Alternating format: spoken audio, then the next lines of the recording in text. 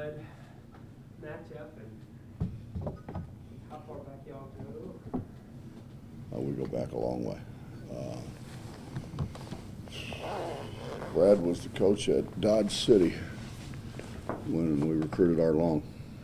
That was a long time ago. I've known Brad forever. And then I hired him at Kansas State. Obviously a pretty sharp guy. He's a very sharp guy. Yeah. Done a great job. Calipari called you? Twice. Did he call it? Same bracket. Yeah. He also said they'd play Indiana in the second round. Cal's got someone on the inside.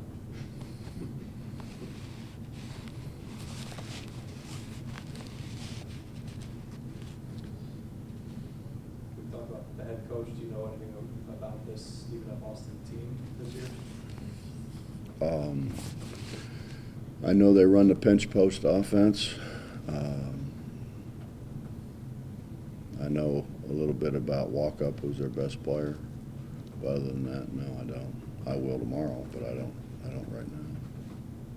I just after the first couple rounds you're looking there, I mean, it was, I told Larry, I said, we're going to get Brad. And they say none of that stuff matters. It's all just a matter of, numbers. They just happened to put Texas versus A&M in the second round. Yeah, it's amazing, and how that just shook out that way. I'm not 100% sure how sites and seedings and that stuff works, but where you play at your site, can that be more important or as important as what you're seeing? No, I mean, obviously it's who you're playing and how you match up with them. I think that's the most important. And I honestly don't know how we match up with Stephen F. Austin. I don't know much about Notre Dame, Michigan, or Tulsa. Haven't watched. That's a bad thing about being in the Big 12. All you do is watch Big 12 because the league's so hard. You don't get to watch anything else. Is there any initial reaction then to getting a 3 as opposed to a 2? So, I mean, I think we knew it was going to happen. Well, I mean, 2010 we won the Big East, and we're thinking maybe we slide into the #1 spot, and we were the last 4. I mean, I've said that for the last week. So, I mean, I didn't.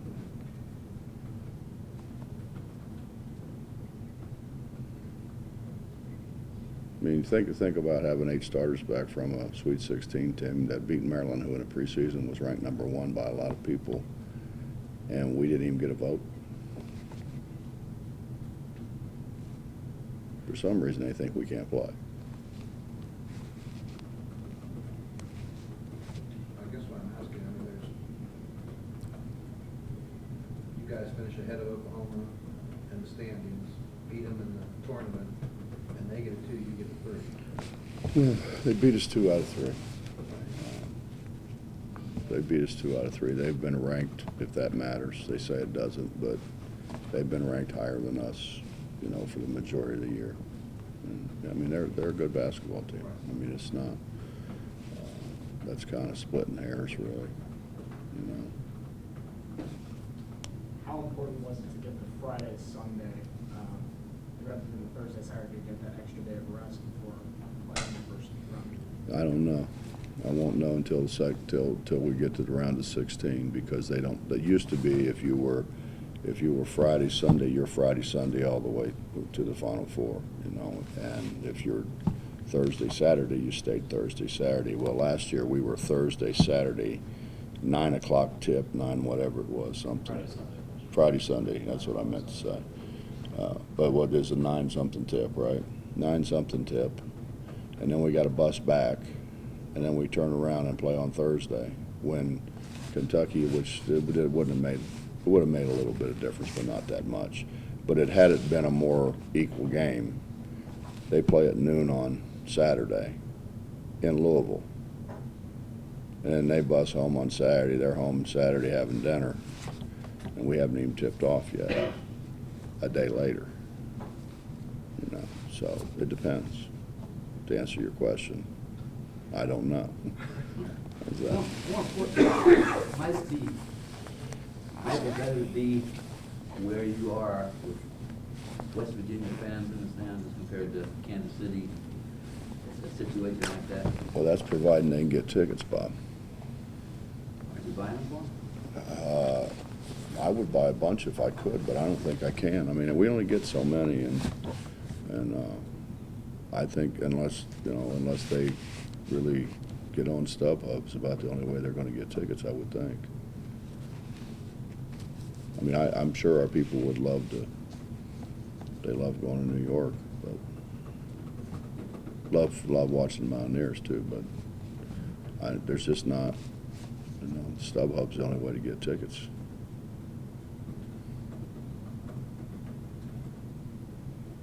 Coach, you could say your press is giving you an advantage on the second day of the tournament because it takes a team 24 hours, you know, only quick 24-hour turnaround to go up against it. You feel like, you know, who you could match up with in that second game, no matter who it is, could work out to your advantage again? You hope so. Yeah. I mean, I think it's difficult. It's because it's just not something you see every day. Well, if things fell the right way, you could play a former assistant, Mm-hmm. you could play D-line, Mm-hmm. you could play Pitt or Xavier, which Mhm. I think you've got to enjoy, Mm-hmm. and then Calipari. Mm-hmm. That's a interesting tournament for you, if no one else, I guess. Quite a ride. Couldn't have planned it any better. I mean, I don't know. It just kind of seems like things happen that, I mean, it's kind of odd, Texas A&M. I mean, I know they're going to say, you know, whatever, but doesn't that happen? I mean, Kentucky, Louisville, the first time they really played years ago, they got pitted in the tournament. Well, the first time was supposed to happen, Louisville lost, I think, if I'm not mistaken.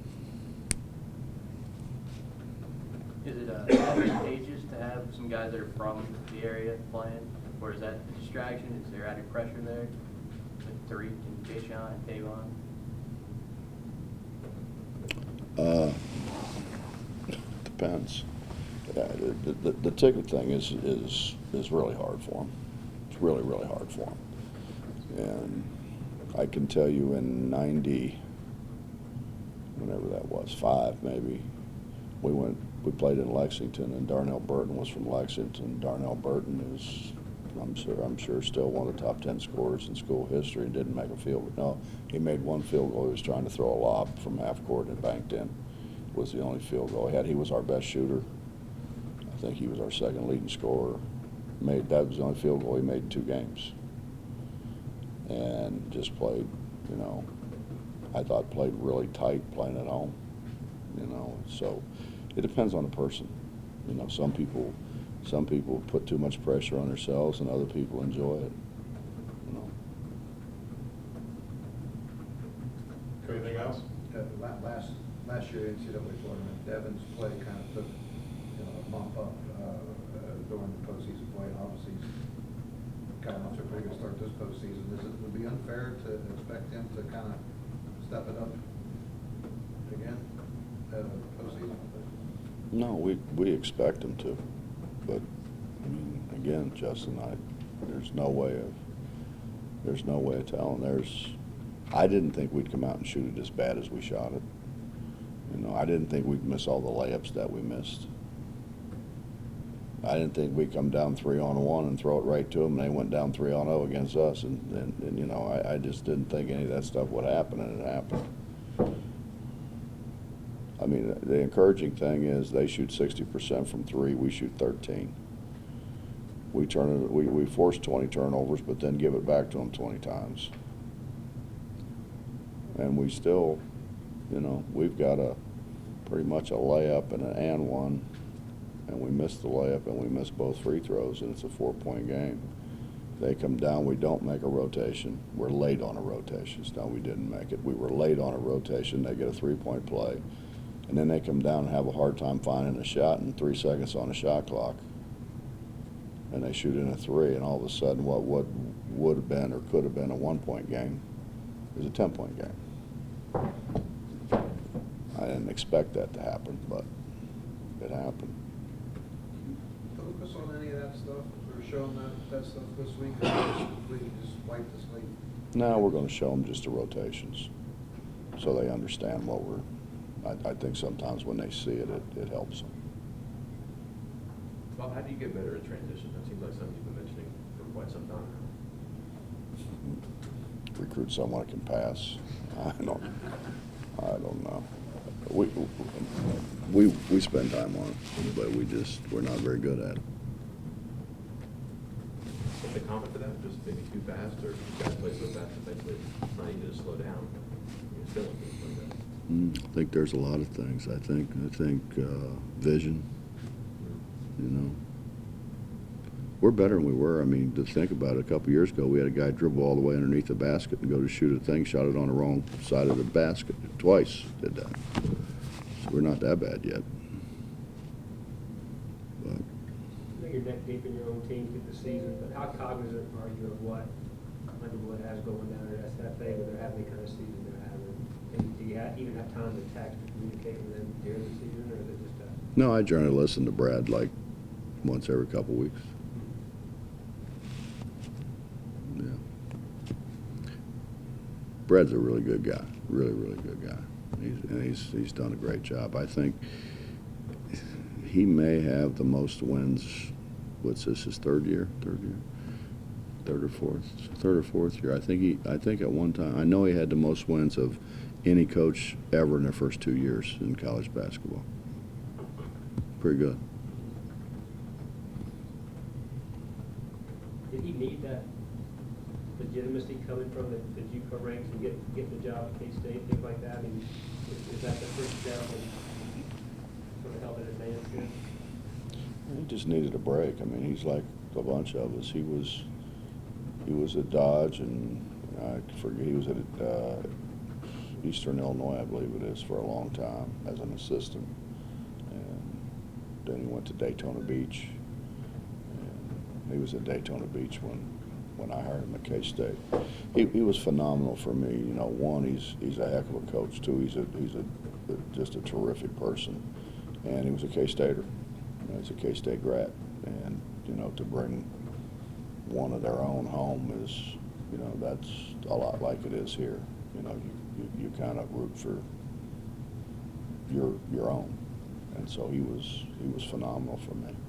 And then he did a great job for Frank at Kansas State. And then went with Frank to South Carolina and got an opportunity to Stephen F. Austin. Those guys you brought in to K-State, he played a big role in any of those guys? One guy, but not the headline guys, no.